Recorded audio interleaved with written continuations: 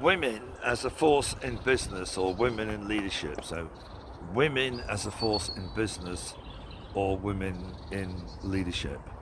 And today I'm going to talk about some research by a management consulting group called Oliver Wyman, who were founded in New York in 1984, and they now have 60 offices across the world in North America, Europe, Middle East, Asia, Pacific, and Canada. And they have recently published, January 2021, some research that they did with women, and they've leveraged it with some other research that existed. I don't know exactly what it was, but it was between men and women. These are women executives, and they've spoken to 160 of them in an attempt to find out the characteristics of leadership that women perceive. And then they've compared and contrasted with the characteristics that they know that men perceive. And after I've told you 3 sets of characteristics of both the women and the men, then I'm going to make a personal comment based on my life experience about masculine and feminine energies and why it's a good idea that we have more women leading businesses. So the research, Oliver Wyman came up with the following characteristics. So from a women's perspective, they perceive leadership, the top 3 qualities are about empowering teams, confidence, and collaboration. Empowering teams, confidence, and collaboration. As far as the men are concerned, the top 3 characteristics are being direct, decisive, and confident. Direct, decisive, and confident. So we have a suggestion that that women prefer to collaborate and develop teams, and the men prefer to be direct, decisive, and confident. Okay, so this is as you would expect with masculine energy. It is quite direct, and as you might expect with feminine energy, it is more nurturing and a slightly more like alternating currents, if you like, rather than direct currents. So how does this, how is this interesting for the future? Well, it seems to me that many of the issues in business are related to connection and relationship and inclusivity. And connection, relationship, and inclusivity don't sound to me like being direct, decisive, and confident.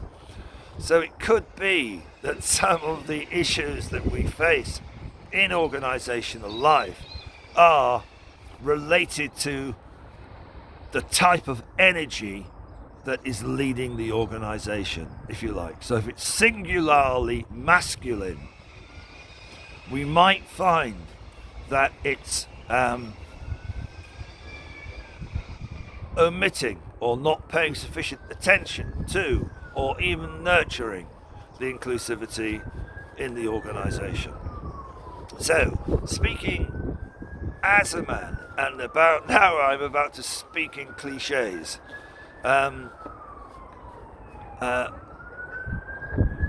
It's not easy to talk about the feeling nature of things as a man in business, because you're not really given tremendous permission to do that. However, the cliche is little boys don't cry, But unfortunately, little boys do cry, but they may well be dry tears that you don't see. But the point is that they do have a feeling world. And when you bring up little boys to deny their feeling world, you're really leading them on a highway to hell. It's like being in the desert, in the sun, without any water. So to say that feelings are not important is ridiculous. To exclude feelings from the conversation is laughable. And that the feeling energy is a feminine energy. Now, we all have masculine and feminine, but for the men, certainly of my generation, large parts of that have been educated out, and it's quite a long journey back to actually make friends with your feelings again. And I know from personal experience of working with the men that they have similar discomforts. The women, on the other hand, don't seem to have that issue. The feeling world is more natural to them. So in a sense, the inclusivity is perhaps more natural to them.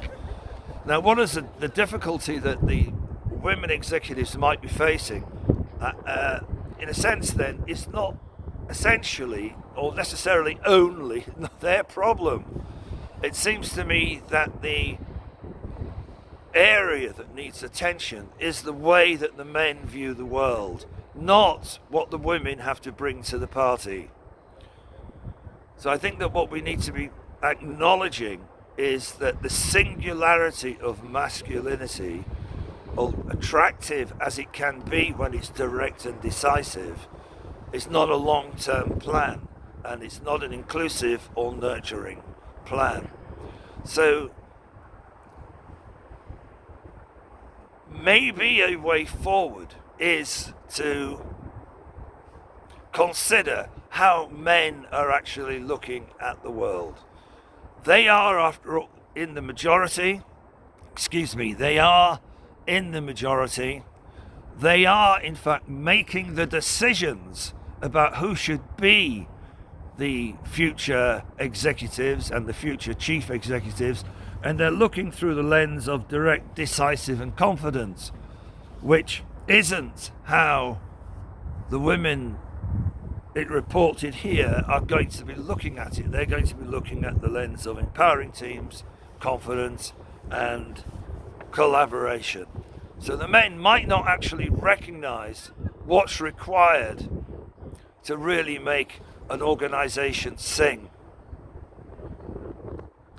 And this is the bit I think that the men, the guys, could do with looking at. I know from my own life it's been a very valuable journey, but I can hear some of my MBA colleagues sneering now as I speak about the feeling world. Okay, so this is about women as a force in business, and I'm addressing it through the masculine and the feminine energies, and I'm suggesting that it has more to do with the way that the men perceive the world than the women.